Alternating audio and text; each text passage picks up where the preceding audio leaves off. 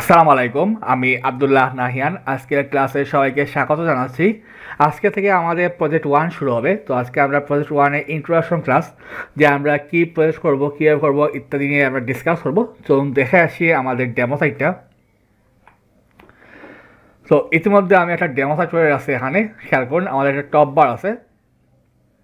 এখানে আমাদের email, phone number, social icon হবে, তারপরে লগো, মেনুস, আর আমাদের একটা বাটন হবে।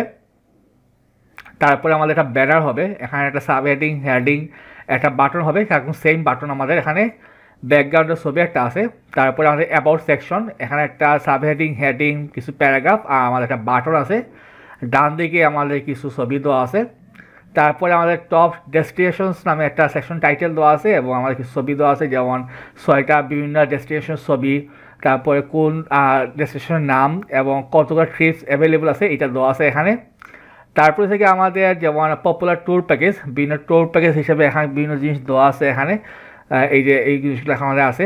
তারপরে আছে আমাদের ট্যুর গাইডস, যে আমাদের এই যে গাইড কে কে আছে। তো 4জন মানে টিম মেম্বার বলতে পারেন। এখানে ছবি, নাম, ডেজিগনেশন দেওয়া আছে। তারপরে আমাদের একটা আর্টিকেল পার্ট দেওয়া আছে, এই যে এখানে আর্টিকেল দেওয়া আছে, বিভিন্ন আর্টিকেল, এবং লাস্টে আমাদের একটা ফুটার পার্ট দেওয়া আছে।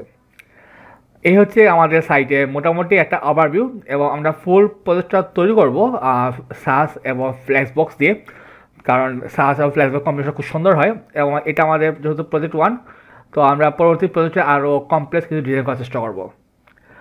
ওকে, তো এই ছিল আমাদের আজকের ক্লাসটা। তো সবাই ভালো থাকবেন। আসসালামু আলাইকুম।